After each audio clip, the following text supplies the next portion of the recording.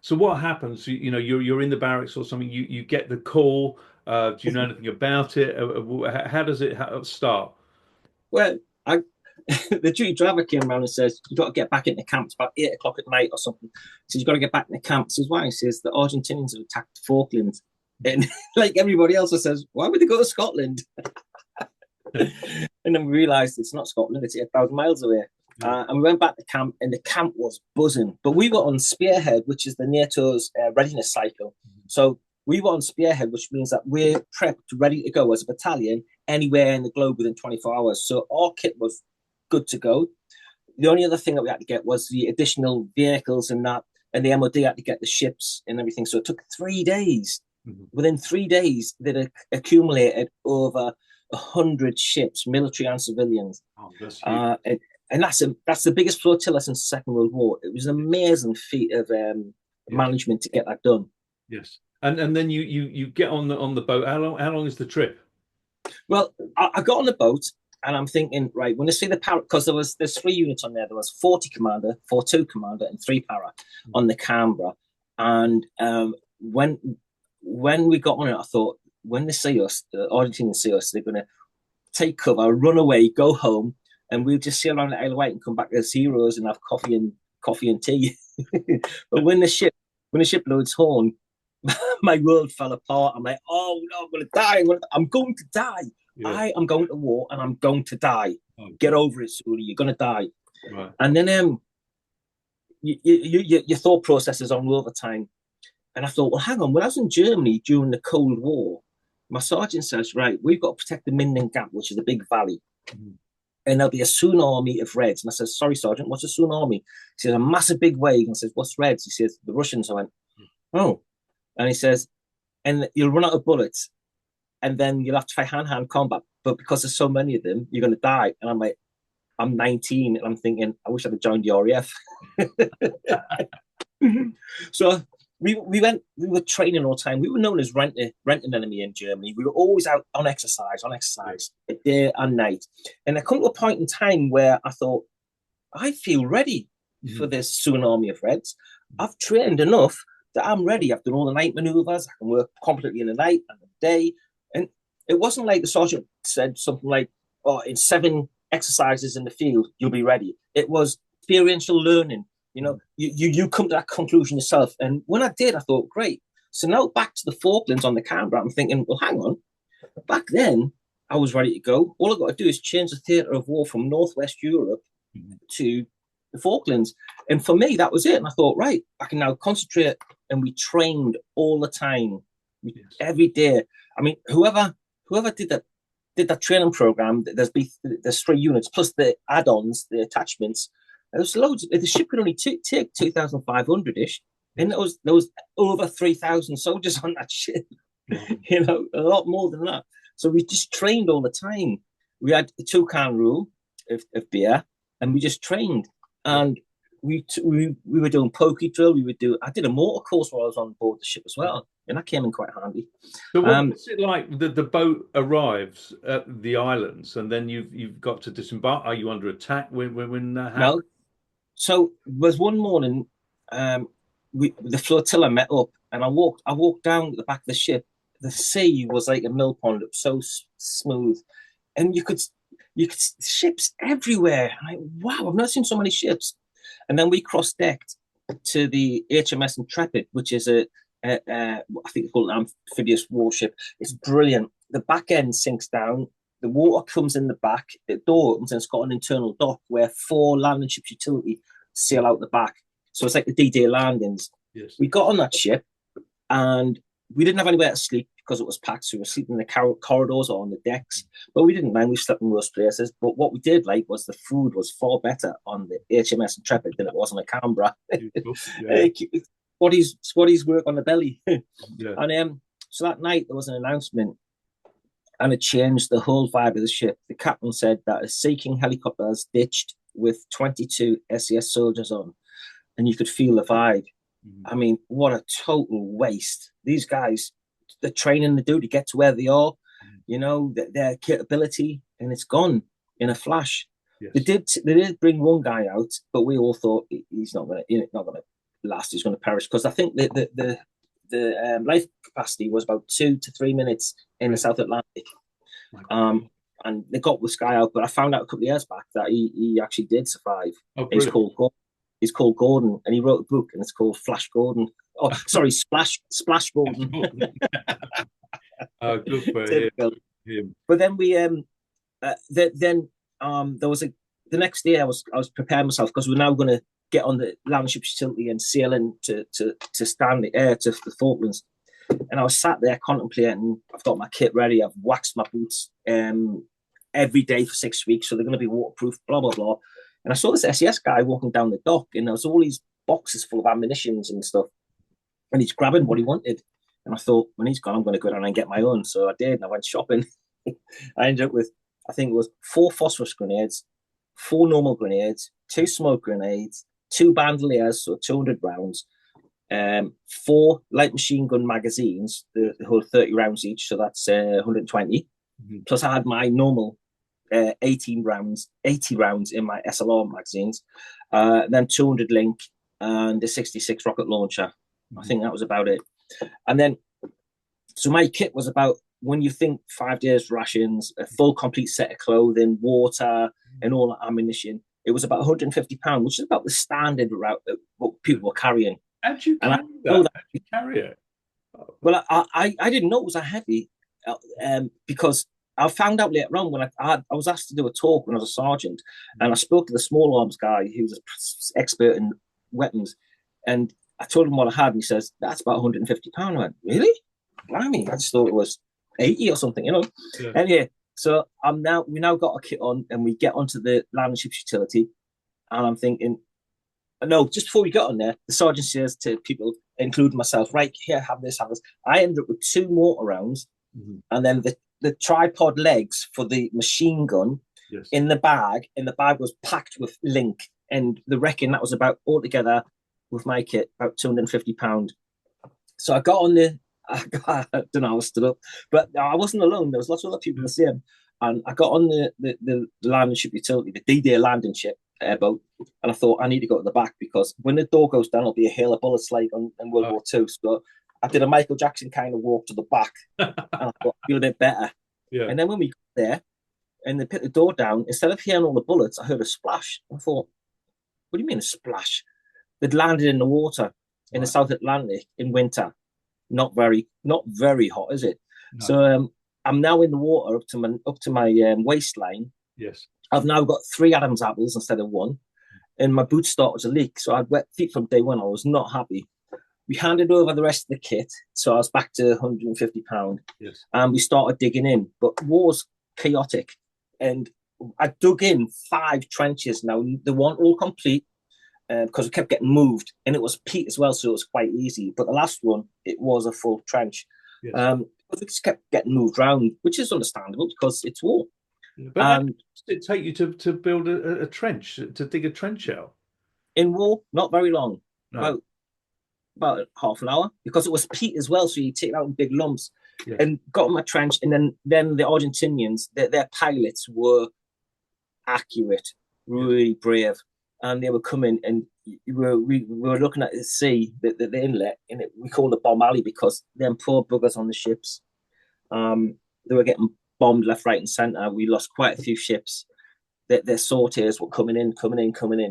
And we all started to fire at them, and I started shooting at one, and the jet then veered off towards me, and I'm like, oh, perhaps I shouldn't have done that. Yeah. Then I dropped the bomb, and a parachute came out the back, and I said, oh gosh, it's a cluster bomb. You know, imagine how I said it. And I dived in my trench, and nothing happened. It didn't go off. It just round. I thought, thank Christ for that. It would have certainly killed me. Thing is, what I've found for me in war, you can't dwell on the what ifs, and you can't get sentimental. You've got to just crack on with the what now and deal with it. Otherwise, you end up getting killed or injured, or injuring someone else. Mm-hmm. So what happened from that moment? So you're down on the beach. You've dug the trenches and this. Do you then wait there, or for instruction? Yeah. Yes. Yeah, we're waiting there for the rest of the brigade and division to get. Well, it's a brigade basically to get sorted out, and then we move. And I think we waited a couple. So that was the 21st of May. And on the 27th of May, we started marching. We started that march. In the Wrecking, it's only about 30, 40 miles as a floor cries to Stanley. But But because you we were, actually waited 5 days, for 5 or 6 days before you yeah, moved. we waited quite a few days, yeah.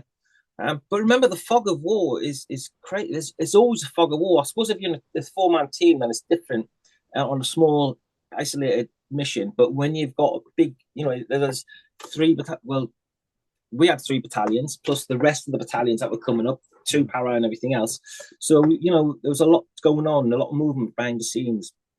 So we started the march, and the Wrecking it was about 80 miles. And marching in the Falklands is horrible because one, it's winter.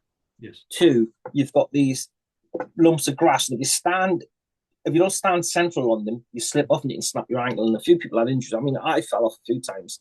Luckily, I didn't get too injured. But with that weight you're carrying, it's relentless. And can I And ask you, sorry to take you back a bit, that's right. when you've waited for that 5 days or 6 days, are you under attack all the time with the Just planes and stuff? yeah, the jets are coming in. That Yes, is it. Just aerial attack. I yes. mean, aerial attack. You get. It's amazing how you get used to it and you get blasé to it. It's unbelievable. And is there a sort of a sense of humor? Do people keep Yeah, going because of that? So yeah. they, Oh yeah. Honestly, you need that humor. It's called black humor, and most forces like the police, the fire, the nurses, the doctors have it, Mhm. and it's a coping strategy that we use to lessen the burden of what situation that we're in.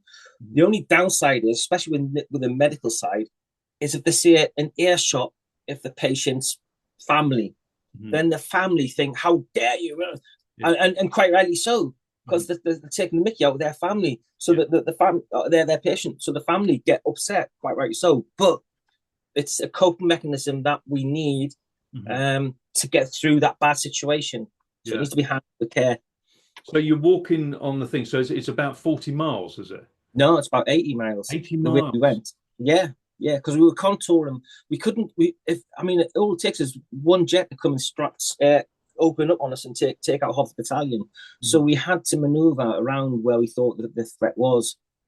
That is So unbelievable. And we so that I mean, do people collapse on the en route? Can they cope with carrying the stuff and everything? as far as I'm aware, one person didn't make it, Mhm. and we couldn't wait for them.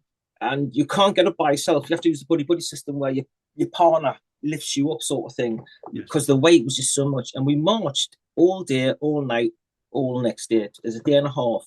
Really? So when you say Yeah. somebody's just left behind, they're left to what, to fend for themselves? So there's nothing that you can do about it? No, we don't just leave them there. There'll be arrangements to sort them out later on.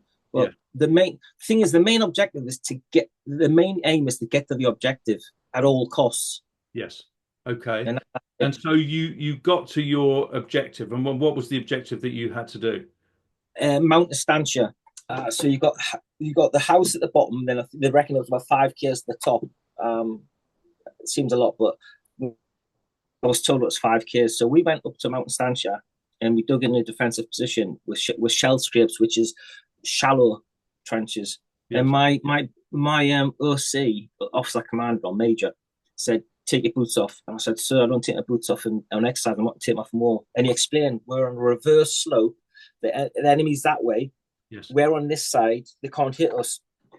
So I went, "Okay." And so I took my boots off. And I remember they'd been wet from day one. And I Yes. had three pairs of socks. So I had a pair under my armpits, Mhm. a pair in my pockets, and a pair on my feet. And I'd rotate them every day. And I'd air my feet every day. But I still had wet feet because I just couldn't drive them, basically. Yes. Um, and also, it was so cold, I had 9 tops on. Yeah, 9. Yes. And 5 bottoms. And one of the bottoms was ladies' tights. And I can see why ladies wear them. Yeah, yeah, yeah, In absolutely. fact, I'm wearing them now. Yeah, of course. Of course you are. Well, so am I. Yes, we're all doing it. Yeah. What the nail yours? And yeah, it was so cold, Yeah. really cold. My hands were numb. It was, Yeah. God.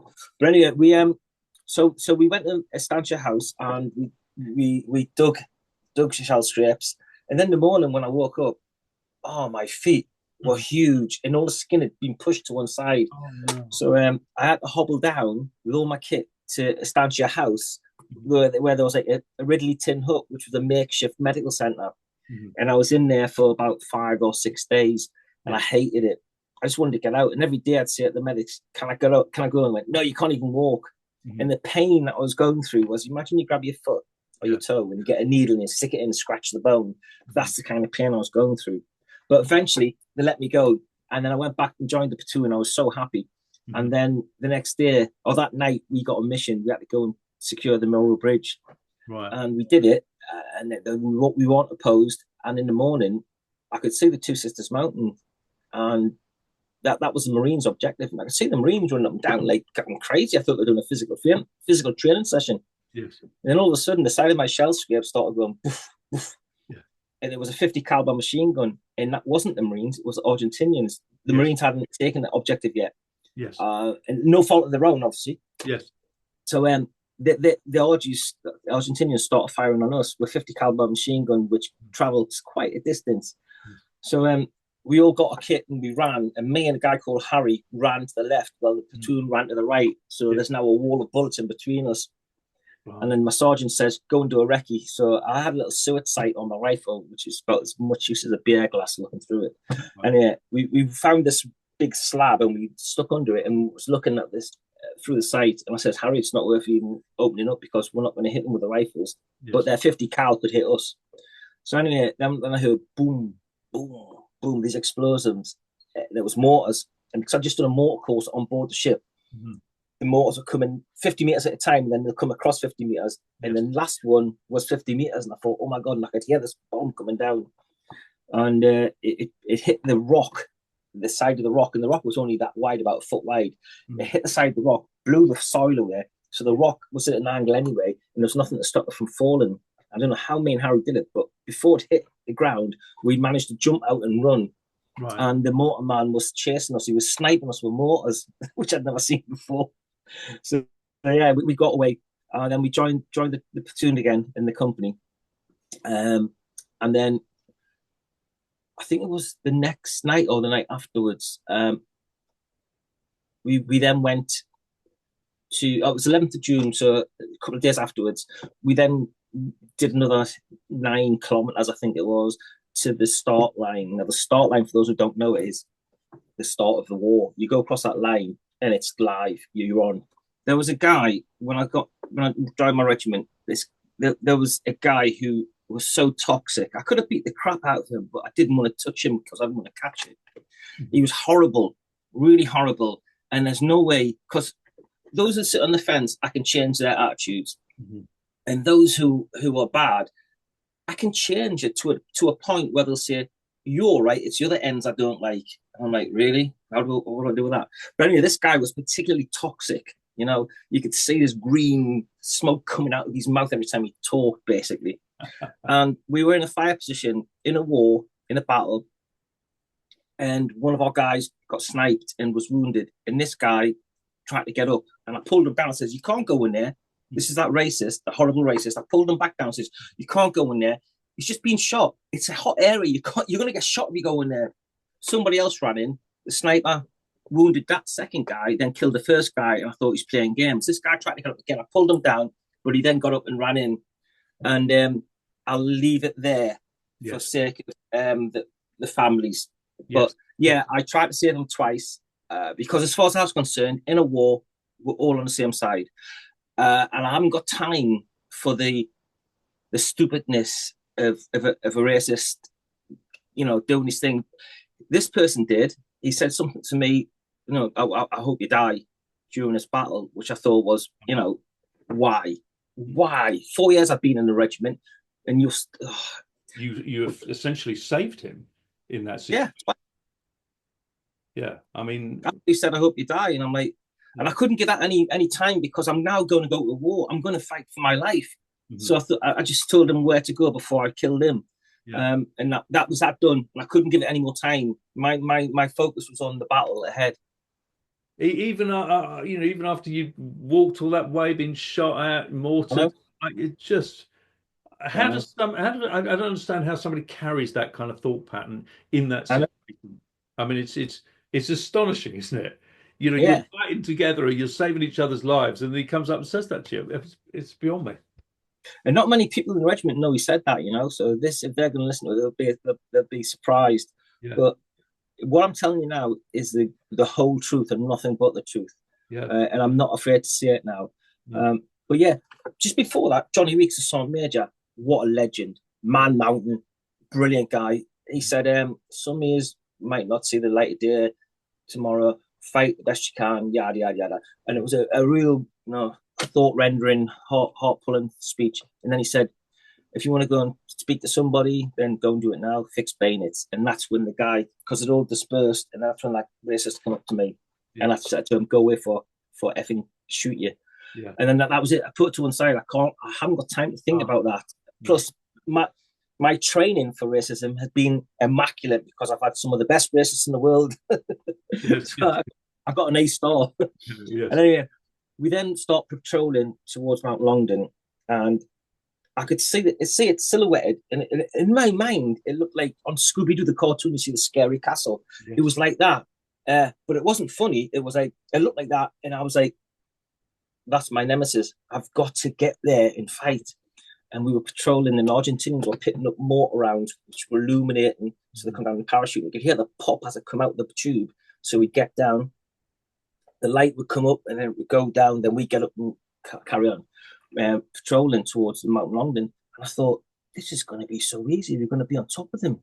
Mhm. We were literally on top of them. Then we heard, all of a sudden, I heard bang. Yeah. I've never heard a mine go off before in my life up until that point, but I instinctively knew it was a mine. Yes. And the chap who stood in the mine, I don't want to mention any names, No, but cool. he was in agony. And I'm thinking, please be quiet. They might think it's a cow. Yes. Things that go through your mind, and it's crazy. Yeah. But they might have thought it was a cow. But the sky opened up. There is a photograph going around that was actually taken, and there's all these like orange flashes with the tracer bullets.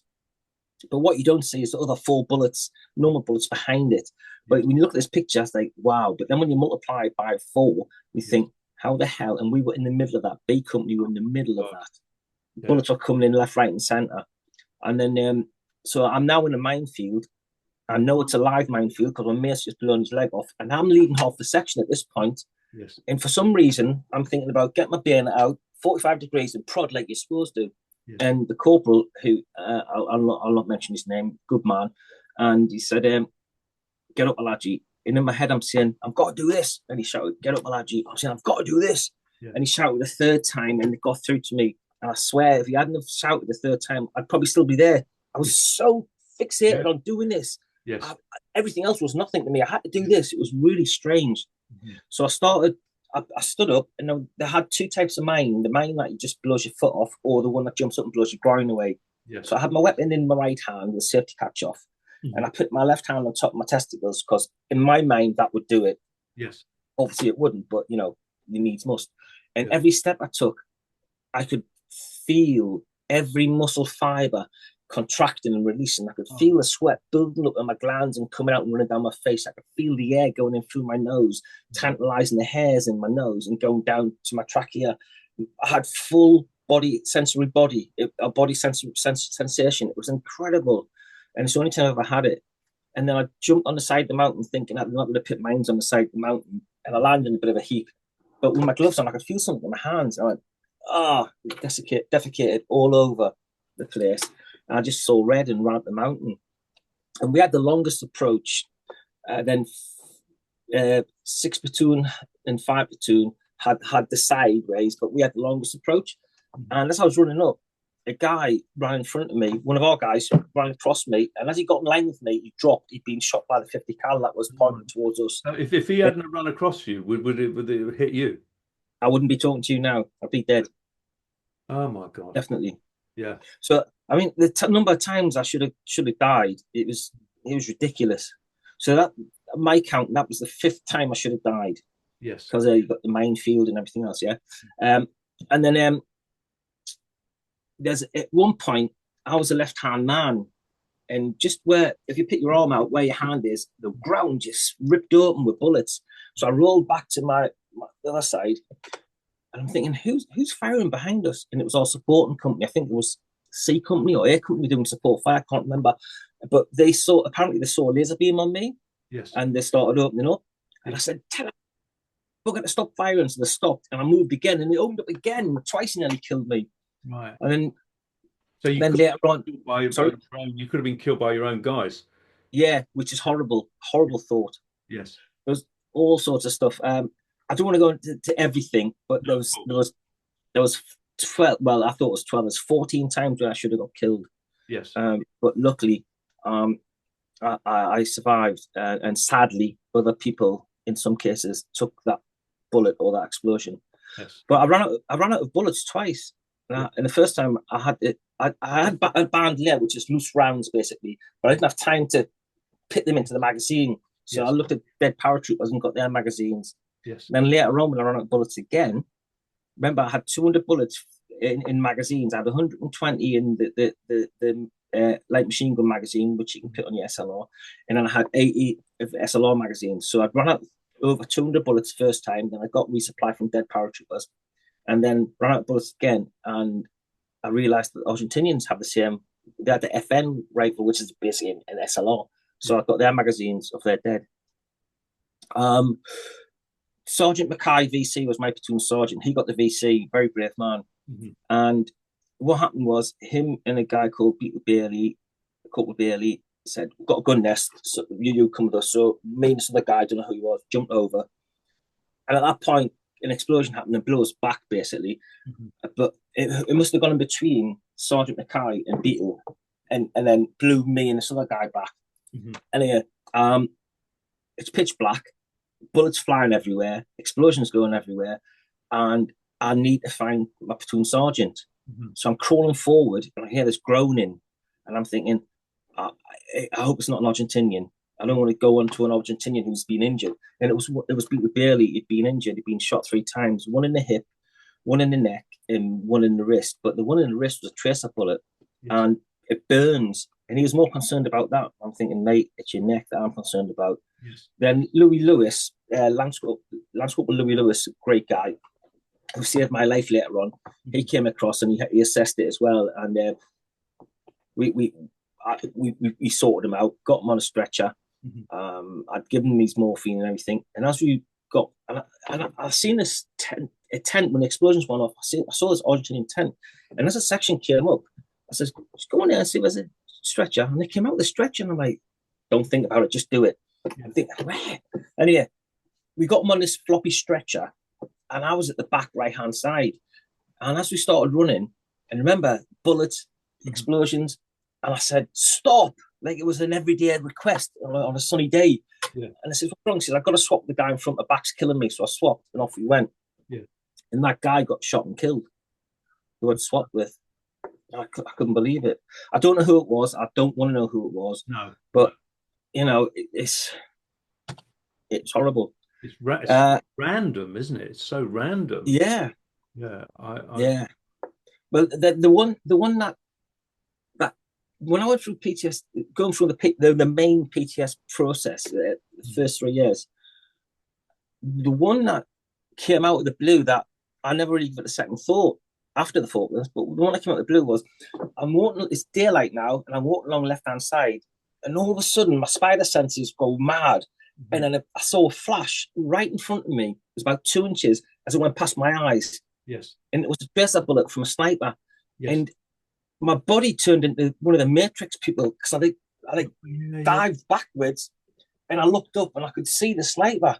Yes. And then I landed in a heap, and I'm like, oh my God, he's just missed by about 2 inches. I mean, this guy's a sniper. He's not just a normal rifleman who's got a pretty good shot. He's a sniper who is an outstanding shot. And he missed me by 2 inches. And I just thought, lucky bugger. But later on, that was one of the triggers that came out. Because when you go through your therapy, you like defrag your brain, you know, you take out the files and look at them and put them back, sort of thing. And that came out, and it really scared me. That was one of the bad ones, because he's paid to do that. Yes. But anyway, Lieutenant Bickerdike, my platoon commander, came walking along, and I said, I grabbed him and pulled him down. He says, "What are you doing?" He says, "The sniper's just taking a headshot. You know, we've got to go down there long enough." Yeah.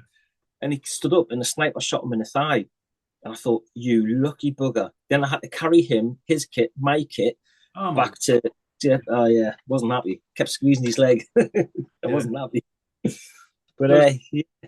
And then and yeah. we'd advanced so far up the mountain, neutralizing the enemy as we went along. And um, Brian, who had stood in the mine, there was another guy, brilliant guy called Ron Duffy, who'd been with him and keeping them alive, basically. Now it's daylight, and because it was safer back there, Yeah. the vehicles came in. We call them snowcats, like tracked vehicles, came in, and my mate Shirley was driving it, and he says to Ron, he's now in a minefield. He said, "Ron, stand up so I can jump in where your body space is." As Ron stood up, Shirley jumped down, and Ron had defrosted a mine, and Shirley jumped on it and blew his foot off. And you couldn't make it up. It was unbelievable. So Um, did you manage to take the position? yeah, we took the position. Well, what happened was the day and a half we were fighting hand-to-hand combat, etc., through the dark, through the day, and everything. And then the next day and a half, we were just getting blanket bombed, where they go bang, bang, bang, bang, and then come back, and they just keep doing that, and you could hear the screams. And I'm in a I'm Stop you there, just a sec. hmm? You sort of passed it by. You just said, hand to hand combat. I mean, Yeah, that is like, I mean, what's that about? I mean, you're actually fighting one on one. yeah, yeah. An Argentinian jumped on me, and I had to fight. Yeah. I mean, that's so, Uh, yeah, yeah, but you know, it's your job. yeah, And I have no hatred for them no, at all. In fact, I speak to them. There's one who wants to interview me, and a lot of my mates have linked up with them. It's a job. There's no hatred. In fact, I do talk about it on Princess Ships. I do it for free because I believe people should know what we do. And yeah, I was doing a talk last year, and there were 6 people right at the front, and they were looking at me intensely. yeah, And I thought that's a bit strange. Anyway, at the end, I said, "Any questions?" And said, "Yeah, we're from the Falklands." Sorry, we're Argentinian. I went, "Oh, that's nice." yeah. We were in the wars. "Oh, were you? What was your job?" Mhm. He says, "A pilot." I says, "You want the buggo bomb me?" And he laughed. And then he said, "I just want to say thank you for being so courteous about our forces." And I says, "Well, your forces were formidable. Yes. The pilots were accurate. You had special forces, you had paratroopers, you had Marines, conventional soldiers, and conscript soldiers. But people just think they were all conscript soldiers, and they weren't. They put up a bloody good fight. That's why we lost 23 people Yeah. in three para. In my section, there was 12 of us, only 4 of us came back. I'm gonna, so you took the objective, Yeah. and how long did that whole process take? We were on the mountain for 3 days, Yeah. and because then, as far as I'm aware, Mount Longden was the main objective. If you didn't take Mount Longden, it would be very, very difficult to win the war. So Yes. when we took that, then I think Wireless Ridge and I think Tumble Down and another one, you could hear at night, you could hear the fighting Yes. as we were getting bombarded. So it was like a concerted effort, Hmm. but Longdon had to be taken. And Yeah. it's funny because when our section commanders and bosses got taken out, it was a Tom's is called what we call private soldiers. It Mhm. was a Tom's war. The Yeah. privates knew what to do. Yes. We used our airborne initiative and we carried on the fight because we knew we had to get past the objective basically. Without any command and control, we did it ourselves. That is unbelievable. How did you feel when you had achieved the objective, or are you just exhausted? Absolutely. So I was okay until A company then came through Mhm. because they were going to go through and take out Stanley.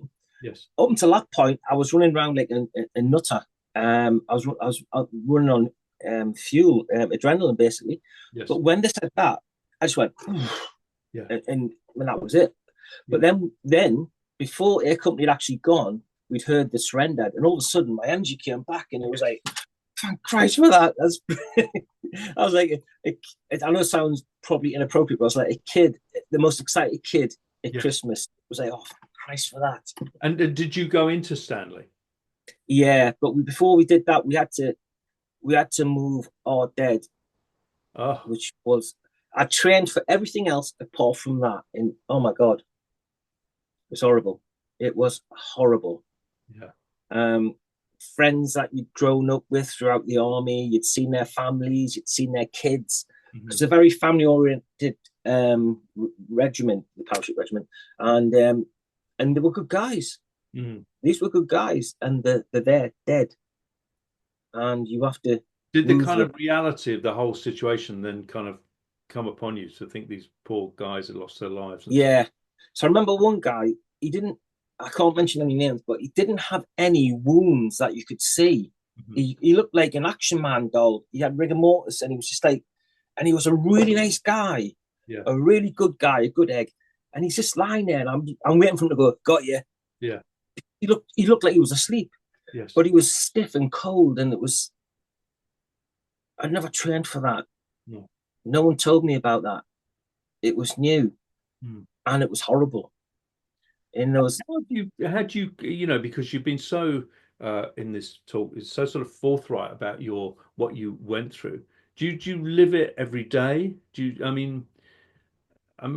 it in your mind? So, I mean, it's such an extreme experience. no, I never used to think about it for years. Hmm. But then, as I got promoted, and I ended up as a lieutenant colonel, the Yeah. job I was given was to go into youth groups, schools, Mhm. and talk to the kids about the army. We weren't recruiting; we just tell them myth busting. Yeah. And then my team got so good; we were the best team I've ever had. I said, "You do your own thing, do your bookings, everything. I'm going to go to the pupil referral units in the secure homes and speak to them. Once Mhm. I get my foot in the door there, then you can come in. So we've got another two new avenues." And these kids were like me when I was growing up. So they would relate to me and they would tell me their problems. And I didn't realize my emotional basket was overflowing. And that's when I developed PTSD. Yeah. And then the Falklands stories started coming out. Yes. Up until then, I'd been okay with it. And then the story, I couldn't watch anything to do with war. I couldn't watch. I mean, No. it was horrible for 3 years. I wanted to kill myself. I wanted to kill my wife. Mhm. I wanted to smash things up. Mhm. It wasn't me. I've always been known as the guy who doesn't stop smiling. You Yeah. know, and I used to say because I'm alive. Yeah. After 14 attempts, I should be lucky. That's But something. yeah, but I'd completely changed. I turned at Mr. Angry. My wife says you could be an alien. You look like Sulle, but that's all you do. So it was horrible, horrible. And then these started coming back, and even though so the one with the dead or dead people, Mhm. that was always there from when I first developed PTSD. Yes. It was a horrible, really horrible. But then other ones started coming out. For example, the sniper. As I was going through the process, the sniper came out. I'm like, oh my god, So yeah, there was it was quite complicated. Did you feel that the whole process was worth it when you saw all those, people being killed and this, that, and the other? Did you feel that the objective was worthwhile? And when you look back on it, how do you feel about it? At the time, I didn't consider it at all. I just did what I had to do. But I went back in 2002, Mhm. and when I spoke to the Falklanders, who are the most patriotic people you would ever meet, Yeah. and they're so grateful and thankful to veterans. And I Mhm. didn't go and say, "Hey, I'm a vet." They just knew. Yes. And I said to a woman called Elsa, who had helped us back in the day in '82, and I'd met up with her, and I said, this has been really eye opening because it was worth the 23 dead. It Mhm. was worth the 43 injured. It was worth the whole task force doing what it really was. And I know some people hearing this might say, no, my husband died for that. But honestly, your husband didn't die in vain. When Mhm. you see the Falklanders, they are so grateful. In Yeah. fact, I finally got up to Mount Longden on the last day of my battlefield tour that I went with another chap. And as I was walking down, I went into the first bar, got a whiskey, went outside and said, cheers to the boys, a tradition that we always do. Yes. As I was walking back in, this big bald guy came towards me. I thought, he's a Falklander. It looks like he's going to hit me. There's no way I'm just going to have to do that. I'm not going to hit him. Yeah. But he looked like he was going to hit me. And he grabbed my hand and he started crying. And Yeah. I cried. I'd cried every day. Mhm. I was there for 10 days and I cried every day. But that was the first time I'd gone to Mount Longden. Mhm. And this guy, he just said thank you and cried. And we both cried like two babies, really, really Did crying. you recognize the surroundings? Because a lot of the time you're fighting at night and stuff like that. Did you recognize the kind of route that you took and everything? Yeah, because I went around looking for, there was a sniper who held the whole company down. And I went and looked for his position. Yes. and I found it, Yes. and it was a V in the side of a rock, and he just put a little slab on top, about 2 inches thick on top, Yeah. and we hit it with the 4-inch guns from the Navy, from the sea. Yeah. We hit it with mortars and machine gunned it, and then he opened up on us again. It's like, how? It's incredible. But now I know how, because he was so well hid. And them snipers were the Argentinian snipers were amazing. So yeah, when you finish in the Falklands, and you've had such an extreme experience, and then you go back to the army, is it sort of a come down? Are you interested anymore? Because you're never going to get such an extreme situation. it was odd because we were still like in shock. I think I was, as in a bit of a daze. I'm back with the guys because we had 6 weeks leave, and we all came back, and it was like good to be back. And then we could lick our wounds and say, oh yeah, Johnny got shot, but Peter did this, and and we could talk about it, and that helped. But then in '84, we went to Belize in the jungle, and it was an operation, but we didn't get a medal. Don't know why, because we had live ammunition, and our objective was to protect the border from the Guatemalans coming over. And that was exciting in a different environment, Yes. In the jungle. That was really good. Yeah. But then when we were coming back, I was thinking, what am I going to do? I've been to Northern Ireland, I've been to Germany, I've been to war, been to jungle, which was fantastic. Yeah. Now it's going to be UK Ireland, Germany, UK Ireland, Germany, UK Ireland. I thought, I don't want that. I want more excitement. This is not enough for me. Parachuting was amazing, but that you don't parachute every day. Yeah. So I thought, I've got to look for something better. I need more excitement. So I transferred to the Royal Army Physical Training Corps. Yeah. And it was the best thing I ever did. Yes. It was the hardest thing, because leaving the regiment that you'd fought with, yes, on two fronts, Northern Ireland and the Falklands, brothers in arms, you'd seen them cry, you'd seen them win, and then you're leaving them. It's like a betrayal. It's really hard to leave a regiment like that. Yeah. And then you've got to start and build up friendships elsewhere. Astonishing. Now, am I right in thinking that was there a platoon named after you or something? What was it? Yeah. So I stopped when I was at Sandhurst. I developed my talk, my story, because I tell the bad kids the real me. Yeah. And then I got invited to Pirbright to talk to the permanent staff, because a lot of it's about racial discrimination, how it feels to be in an institutionally racist organisation, and how good it can be, etc., etc. So there's a lot there for people to take good points from. And so there's three units in Pirbright, and all the permanent staff turned up, and I did my talk. And then a few weeks afterwards, I got an email saying, look, would you like to be considered to have a troop named after you? And I thought, yeah, it's April Fool. The next thing, I've got a troop named after me at Pirbright called the Alhaji troop. I can't believe it. But I go to see them whenever they form up, and I'll talk to them, and I'll go to the pass-off parade of our main country. So how does that make you feel? I mean, to go from that sort of racial background and all those insults and all that fighting, now you've got your own troop named after you. I mean, what a turnaround. Well, full disclosure, I was a prize, an A grade arsehole when I was in 3 Para, because I retaliated about what happened. But it was me. I was the arsehole. I put my hands up that. I should have been kicked out of the army so many times, but luckily for me, I don't know if they saw something in me. Yes. But at the time, I wasn't showing anything in me. I was just being an arsehole. But thankfully, the 3 Para changed me into a decent person. And so, yeah. Do you think you're afforded, do you think the general public give you enough respect, Army veterans? Army veterans? We're still a long way to go. I was in Canada for 2 years, one of my posts. Oh, that was really hard. Looking at the Rocky Mountains all day. It was amazing. And wherever you go in Canada, if you see a vet, you get discount on hotels, on this, on that, whatever, which is really appreciated. When you come to the UK, I ask them in the shops, oh, no, we don't do that. And I say, man, every day we put a uniform on, we're protecting you. Yeah. And it's like, but there's a lot of places like you get a blue light card, you get the milk discount card.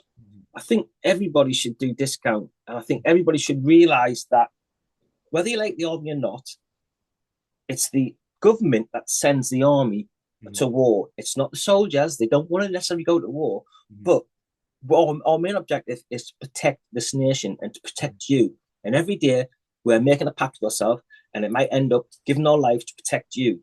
So just remember that and be respectful. And I guess the best respect I ever got was I was in uniform. I was at Fleet train station waiting outside to be picked up. Taxi driver came along. His window that wound down. Big nasty pasty in his hand. And he said, "Thanks for your service." Bit his pasty and drove off. And I thought, well, that's it. I've made it. It was amazing. So I did appreciate it. Are you going to do a book about your experience? Yeah, I'm doing a book. Good. I'm struggling with the name of it. But I've nearly finished it because I'm just going to do a bit more on the PTSD. Yes. But it's a full disclosure of what a dickhead I was. So I was embarrassed when I was writing it, but it's like, just tell the truth, you know? Tell the truth. And nowadays, what are you still involved, and what do you do now? Well, when I developed PTSD, I couldn't work. To give you an idea of the capacity, my first post as a lieutenant colonel, my job, this is what I was told. You are to write a policy that will withstand heavy government scrutiny for the assurance of physical training, adventure training, and sport. That was it. No clues, just that's it. And I wrote it. It was my best piece of staff work, and it's still in place now. When I developed, then I went to Sandhurst and did 3 years with the Army Engagement Group, and I created and ran the Army Youth Outreach Team, which was a really good success. We won awards in the first year, loads of them. Not that we were going for them, but people kept putting us in. But anyway, the last job, I developed PTSD because I was taking on lots of kids' issues. And the thought of even writing a check, remember I wrote that policy, which was really hard. Just the thought of writing it, signing my name freaked me out. I became a total recluse. I hated everyone, everything. I went into lockdown for 3 years, basically. So I wasn't able to work, and I'm still not able to work. But what I am able to do now is do my talks. And now it's cathartic doing my talks, and I can see the benefit I get by informing people. Yes. So I'll do I do them for free. Yes. For when I cruise on Princess, and also speakers for schools as a charity. Yes. And I do inspirational talks for the kids, but it's got to be localized. Yes. So I don't particularly want to travel too far. So I do that for free.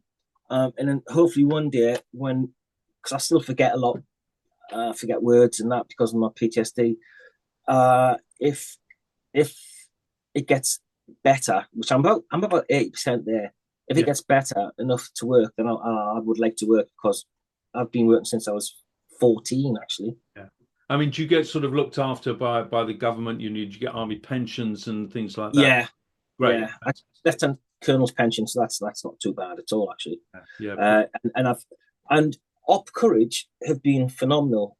I went to 2 other organisations initially, and what I'd like to say about that is PTSD is a horrible, horrible thing, regardless for but when soldiers get it, I would like to call it combat PTSD, because the difference between PTSD and combat PTSD is you've created that situation because you joined the army and you've gone to war and you've created it. Whereas PTSD could be you've seen a horrible accident or you've been involved in a horrible accident. It wasn't your fault.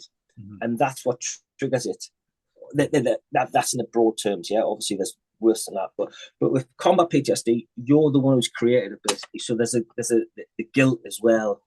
And what you see is quite horrific. And that's not diminishing what PTSD is. We're in our last minute and a half, and I think anybody who is watching, who will be watching this, would just want to commend you for your astonishing service. I mean, it just bravery, courage. I mean, most people couldn't handle that. So you must write a book, and presumably you'll be there on Remembrance Sunday. So hopefully, if anybody sees you, they can come up and thank you for the amazing service that you've done. Be even better if they give me a $5 each. That'd be good.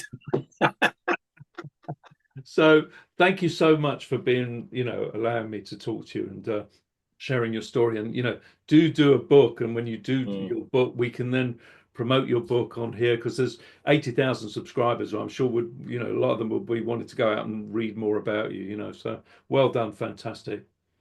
Thank you very much. It's been a pleasure. And I'd do it all again. If I was young enough, I'd do it again. So folks, if you like our channel, there's lots of ways you can help us by sponsoring us. You can do it through Buy Me a Coffee, pay us a couple of quid, and that'll help with our travel expenses. And if you're a small company or a big company and you would like us to talk about your product, promote your product, please do get in touch. There will be a link below.